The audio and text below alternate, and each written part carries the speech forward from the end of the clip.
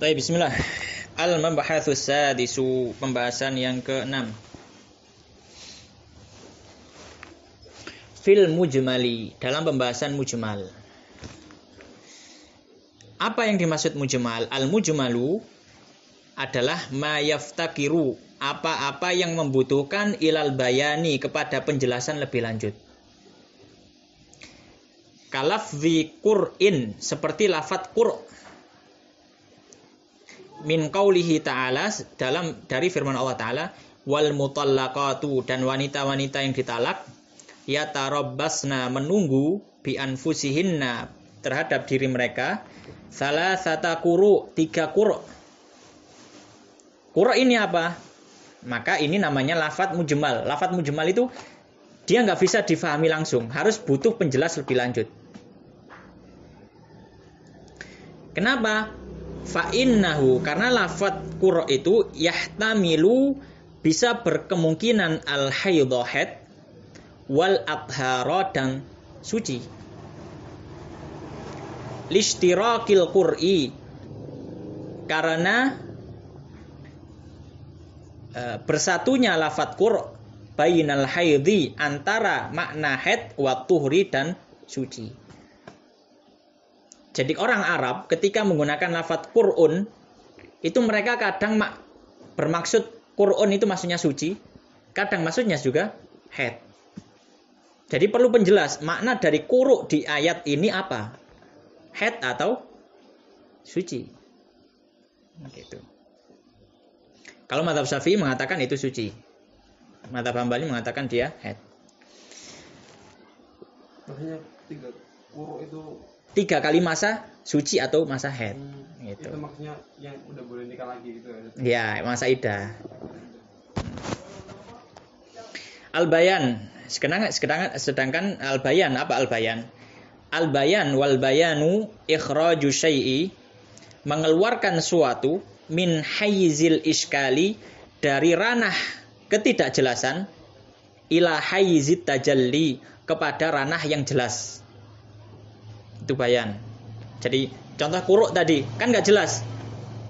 Ya nggak jelas. Orang Arab itu kadang make untuk istilah suci, kadang make untuk istilah haid, ya gitu. Maka maksudnya apa? Kan nggak jelas. Nah, butuh pada penjelas. Penjelas itu namanya al-bayan, yaitu yang mengeluarkan dari ranah tidak jelas menuju ranah yang jelas. Wa huwa anwa'un, dan bayan itu ada beberapa jenis. Al-awwal, yang pertama, bayanun, bayan bil qauli, dengan ucapan langsung. Ka qaulihi ta'ala, seperti firman Allah Ta'ala, fi shaumi tamattu'i, pada puasa yang hajinya tamattu'. Orang yang haji tamattu', ya, kan dia nanti apa? Kan dia nanti ada bayar dam atau apa? Kalau nggak bisa bayar dam, maka dia berpuasa, ya.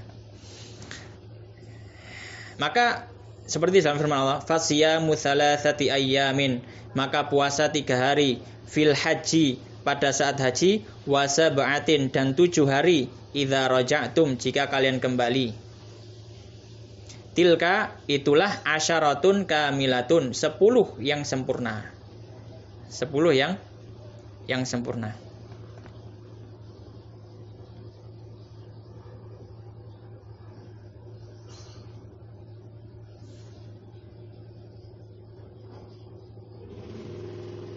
Taib.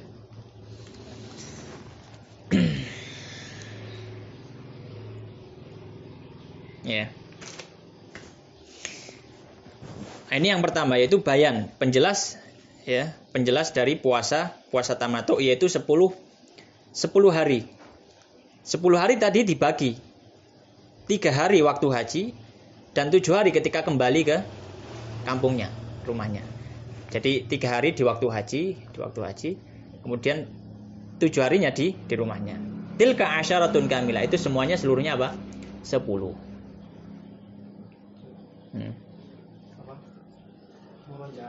Tentang haji tamattu itu gimana? Haji tamattu, ya. Haji tamattu itu adalah dia umroh dan haji di tahun yang sama di waktu itu, di bulan-bulan haji. Itu tamattu.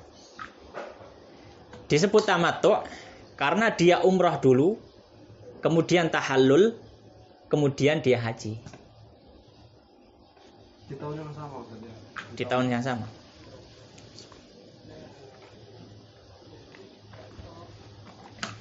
Biasanya dilakukan orang Indonesia gitu. Dia datang nih, Saudi. Baru datang umrah dulu. Umrah, ya, umrah. Kemudian ketika selesai umrah tahallul di Mekah. Habis tahallul sudah selesai. Kalau sudah selesai tahallul umrah ya halal seperti orang biasa. Boleh berhubungan suami istri, boleh pakai wangian, boleh lepas baju ihram. Nah, itu istilahnya tamattu. Tamattu itu kan menikmati. Karena dia bisa menikmati suatu hal yang sebelumnya haram karena ihram. Nanti ketika tanggal 8 ya, ketika tanggal 8 maka dia nanti dia ihram lagi, ihram haji. Ihram lagi apa? Ihram haji. Dari Mekah kemudian berangkat ke Mina. Di Mina menginap, kemudian tanggal 8, kemudian tanggal 9 dia ke Arafah, wukuf di Arafah. Malam harinya dia kemudian berangkat ke Musdalifah dan seterusnya itu. Haji, umrah itu berapa hari Ustaz? Dan haji itu? Maksudnya umrah berapa hari, haji itu berapa? Ya tergantung, kalau umrah sih beberapa jam selesai. Umrah kan cuma ihram dari tempat ihram berangkat menuju Mekah, habis itu dia tawaf, sa'i, tahallul potong rambut, sudah selesai. Oh gitu ya. Berarti cuma cara-cara meskipun misalnya dia lakukan dalam waktu 2 hari gitu boleh ada maksudnya dicicil gitu kan. Dicicil boleh. Bisa. Bisa. Tapi nggak boleh lepas baju ihram sebelum tahallul loh ya. Oh seperti itu. Iya. Nanti nggak mungkin gitu. Iya, sulit. Ya mungkin tapi ya berat lah. Ngapain gitu? Iya. Selesaian aja kan, ngapain gitu loh. Lalu setelah tahallul baru boleh lepas baju itu. Tahallul itu yang dibotak itu. Iya. Dipotong rambut. Itu kalau tahallul umrah itu. Tahallul umrah. Berarti kalau travel umrah itu kan biasa dan 1 pekan gitu kan ya. Ya itu Sisanya sisanya buat jalan-jalan, belanja. Makanya biasanya kan umroh plus ke Turki, umroh kan. Ya itu umrohnya beberapa jam saja. Banyak jalan-jalannya. sehari nggak sampai sehari. Nggak sampai lah. Nggak sampai sehari. Setelah itu kalau tawaf itu maksudnya boleh nggak? Maksudnya tawaf itu termasuk misalnya nih dia nggak umroh tapi kok dia tawaf gitu boleh nggak? Boleh. Tawaf kudum namanya. Tawaf kudum. Oh gitu ya. Tawaf kudum ya boleh. Sunnah Tawaf gitu. sunnah. Tawaf datang ke Mekah. Jadi kalau orang datang ke Mekah disunahkan untuk tawaf. Oh gitu. Nggak perlu ihram, nggak perlu karena dia nggak umroh, nggak Baju apapun gitu. pakai baju apapun. Sunahkan untuk tawaf. Belum masuk apa?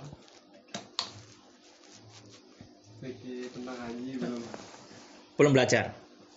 pernah kan belum ahkam itu waktu itu. Oh iya. Tapi Tidak di pondok? belum Ustaz. Belum. Belum. Nanti ada waktunya insyaallah. Kita lanjut ya. Atsani bayanun bil fi'li, penjelasan dengan perbuatan. Kabayani fi'lin Nabi, seperti penjelasan ucapan Nabi sallallahu alaihi wasallam. Seperti penjelasan perbuatan Nabi sallallahu alaihi wasallam, kaifiyatas salati, tata cara salat, wa ghairaha, dan selain itu. Jadi itu namanya bayan.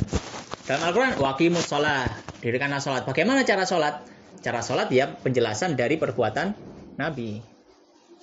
Ats-tsalits yang ketiga, bayanun bil kitabi, penjelasan dengan Al-Qur'an. Kabayani maqadiriz zakah, seperti penjelasan ukuran kadar-kadar zakat. Wa diyatil a'dha, dan diyah anggota tubuh. Jadi kalau orang melukai anggota tubuh yang lain, orang lain itu kan harus bayar denda. Ya, bayar denda kayak gitu. Dendanya apa kayak gitu. Fa innahu sallallahu alaihi wasallam bayyanahuma, maka Rasulullah sallallahu alaihi wasallam menjelaskannya bikutubihil masyhurah. Bil kitab di sini maksudnya adalah tulisan ya, bukan Al-Qur'an. Bayanun bil kitab. Maka Nabi sallallahu alaihi wasallam menjelaskan keduanya dalam tulisan-tulisan beliau yang masyhur, dalam hadis. Tulisan. Ya dulu Rasulullah pernah menulis, maksudnya menulis itu memerintahkan sahabat untuk menulis aturannya seperti ini zakat. Seperti kalau zakat itu terkenal dalam hadisnya Abu Bakar. Ya, hadisnya Abu Bakar Siddiq. Di situ ada menemu tulisannya Amr bin Hazim kalau nggak salah, Amr bin siapa gitu, menulis. Jadi Rasulullah dulu pernah membuat tulisan dikirim. Ini ukuran zakat. Gitu. Surat. Arabi yang keempat, bayanun bil isyarah, penjelasan dengan isyarat. Kaqauli sallallahu alaihi wasallam, seperti ucapan Nabi sallallahu alaihi wasallam, asyhru hakadha wa hakadha wa hakadha. Ya, seperti ucapan Nabi, satu bulan itu adalah hakadha, jadi Nabi mengucapkannya seperti ini. Hakadha wa hakadha wa hakadha. 29, ya. Pertama hakadha wa hakadha wa hakadha, kemudian hakadha wa hakadha wa hakadha. Jadi 30 atau 29. Yakni 30 yauman, yaitu 30 hari. Tsumma 'ada isyarah, kemudian mengulangi isyaratnya bi asabi'ihi 3 marat, dengan jarinya 3 kali. Wa habasa ibhamahu, dan menyembunyikan jempolnya fi tsalitsah, pada yang ketiga. Isyaratan, sebagai isyarat, ila anna syahr, bahwasanya 1 bulan, qad yakunu tis'atan wa 'ishrina, terkadang menjadi 29 hari. Itu adalah mujmal dan al-bayan. Kita selesaikan mutlak muqayyad ya, enggak apa-apa. Al-mabahatsus sabi'u, pembahasan ke-7. Fil mutlaqi, pembahasan mutlak, wal muqayyadi, dan muqayyad. Mutlak itu ya mutlak ya. Muqayyad itu muqayyad itu yang apa ya, kalau diterjemahkan agak sulit. Muqayyad itu yang diikat. Maksudnya ada penjelasan lebih lanjut gitulah gampangannya. Taib. Nah, pengertiannya apa? Pengertiannya al-mutlaqu, mutlak adalah madalla, sesuatu yang menunjukkan alal mahiyati, kepada satu hal, bila qaidin, tanpa ada embel-embel atau penggantungan, min quyudiha, dari dari penggantungan yang lain gitu. Apa ya, kita terjemahkannya gimana ya? Syarat lah, gampangnya syarat lah gitu ya. Pada sesuatu. Ya, tanpa ada embel-embel atau ada syarat ya, dari syarat-syaratnya. Itu namanya mutlak. Wal muqayyad, sedangkan muqayyad madalla 'alal mahiyati, sesuatu apa yang menunjukkan kepada sesuatu, biqaidin, dengan embel-embel sesuatu atau dengan suatu syarat, min quyudiha, dari syarat-syaratnya. Ya. Wa'lam, dan ketahuilah, annal khitaba, bahwasanya ucapan itu, idza warada mutlaqan, jika muncul secara mutlak, ya baqa ala itlaqihi, maka dia tetap pada bentuk mutlaknya. Wa in warada, dan jika muncul muqayyadan, dengan ada embel-embel atau ada syaratnya, ya baqa ala taqyidihi, maka dia tetap pada bentuk muqayyadnya. Kita sebutkan langsung muqayyad dan mutlak gitu aja ya. Enggak usah kita terjemahkan. Wa in warada mutlaqan, dan jika muncul secara mutlak, fi maudhi'in, pada satu tempat, wa muqayyadan, dan muncul ada muqayyad, di dalam bentuk muqayyad, ada embel-embelnya, ada syaratnya, fi maudhi'in akhara, pada tempat yang lain, yuhmalul mutlaqu, maka dibawa lafadz yang mutlak tadi, alal muqayyadi, kepada muqayyad. Karraqabati, seperti lafadz raqabah, quyyidat,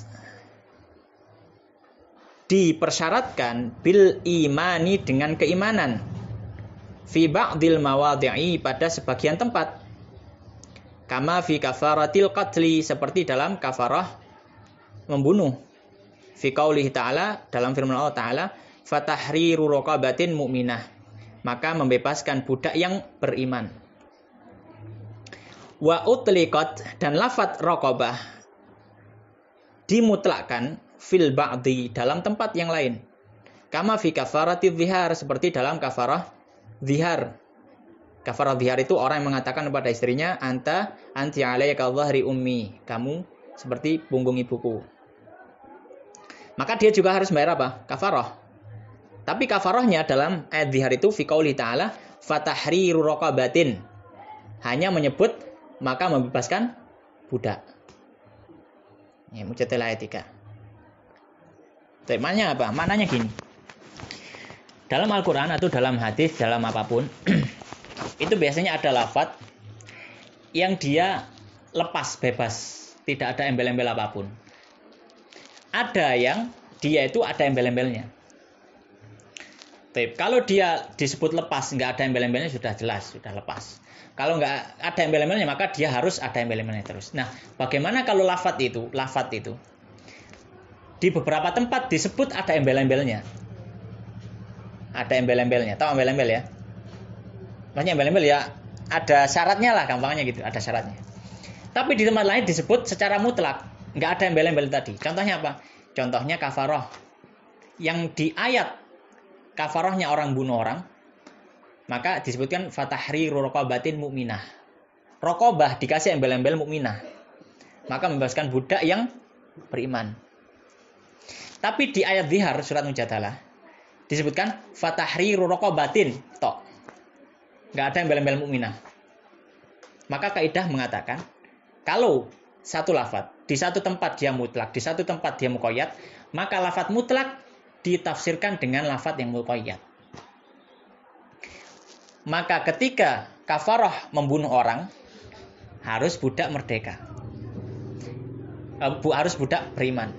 Demikian pula di kafarah dzihar harus juga budak beriman. Nah, kenapa? Padahal di ayatnya tidak ada sebutan mukminah. Iya, karena itu lafadznya mutlak, sedangkan di ayat yang lain disebutkan secara muqayyad. Maka ayat lafadz yang mutlak dibawa ke arah muqayyad. Kayak gitu. Oh, berarti yang mutlak ini maksudnya itu secara umum gitu, Ustaz. Iya, maksudnya nggak ada embel-embelnya gitu loh. Nggak ada embel-embelnya. Contoh yang lain misalkan. Contoh yang lain kalau dalam mazhab Syafi'i beristidlal masalah mengusap tangan dalam tayamum dan wudu. Allah Subhanahu wa taala berfirman gimana itu? Ya ayyuhalladzina amanu idza qumtum ila sholati faghsilu wujuhakum wa aydiyakum ila apa? Ilal marafiq. Ya.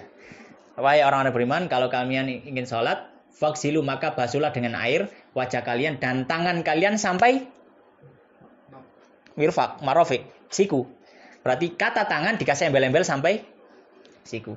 Sedangkan dalam ayat tayamum disebutkan, ya, fatayammamu sa'idan thayyiban famsahu biwujuhikum wa aydikum minhu. Sudah. Baik.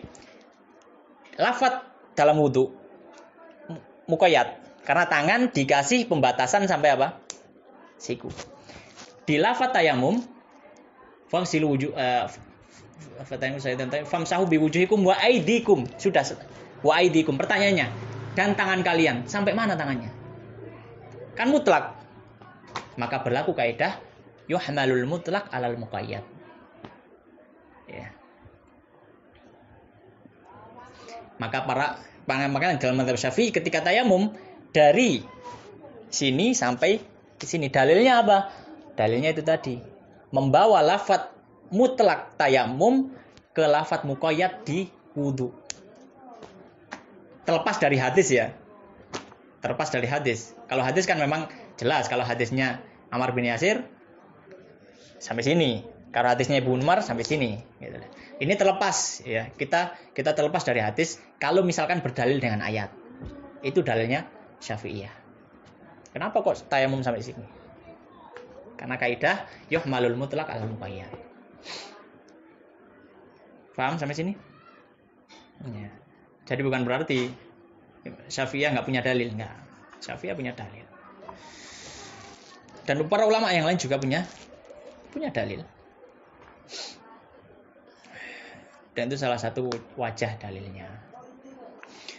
Wallahu taala a'lam.